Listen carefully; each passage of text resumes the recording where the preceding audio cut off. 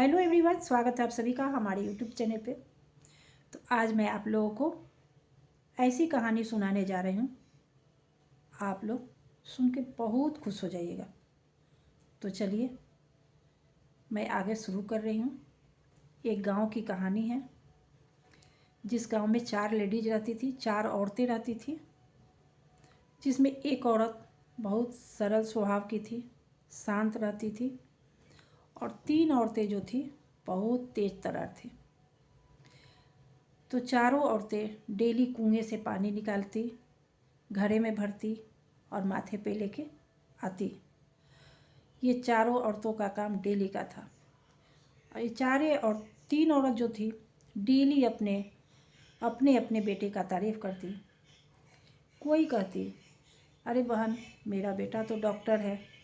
कोई कहती, अरे बहन मेरा बेटा तो पहलवान है। कोई ऐसे ऐसे करके तीनों लेडीज अपने अपने बेटा का तारीफ़ करती, खूब गप्पे मर लड़ाती और पानी भरने जाती। गप्पे लड़ाते हुए पानी भरती। फिर उधर से वापस एक दिन लौट रही थी, तो एक जो जिसका बड़ा बेटा था वो पहलवान था, उधर से आया और माँ से कहने लगा, अरे माँ तुम इतना लेट क्यों लगाती हो, मुझे भूख लग जाता है, इतना गप्पे लड़ाने की क्या ज़रूरत है, पानी लो और जल्दी आओ, बोल के चला गया। फिर अगले दिन चारों औरतें गप्पे लड़ा रही थी। कोई कहता मेरा बेटा इंजीनियर, कोई कहता मेरा बेटा डॉक्टर, कोई कहता मेरा बेटा पहलवान है।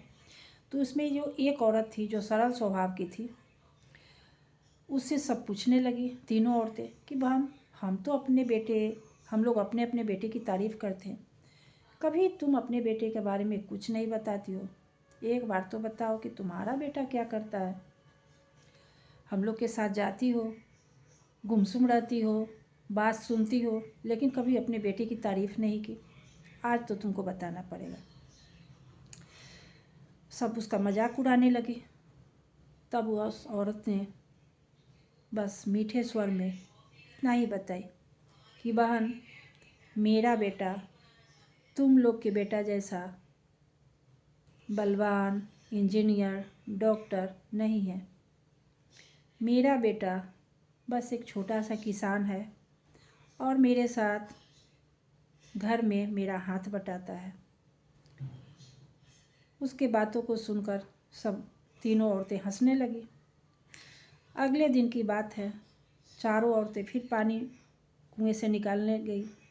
पानी लेकर जब लौट रही थी, तो एक औरत का जो पहलवान बेटा था उधर से आया और पूरा माँ पर रोब जमाते हुए बोला, अरे माँ इतना गप्पे लड़ाने में मस्त रहती हो, तुझे पता नहीं कि मुझे कितना भूख लगा हुआ है।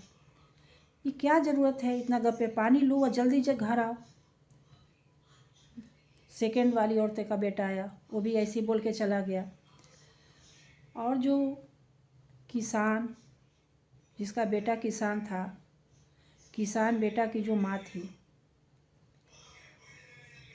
वो बेचारी माथे पे घड़ा ली हुई थी। अचानक उसका बेटा आया और उसके माथे से घड़ा ले लिया और बोला, माँ तुम तो थक गई होगी, अब कल से मैं जाऊँगा खेत पर काम करने के बाद मैं पानी भर के लाऊँगा, तुम्हें अब पानी लाने की ज़रूरत नहीं है।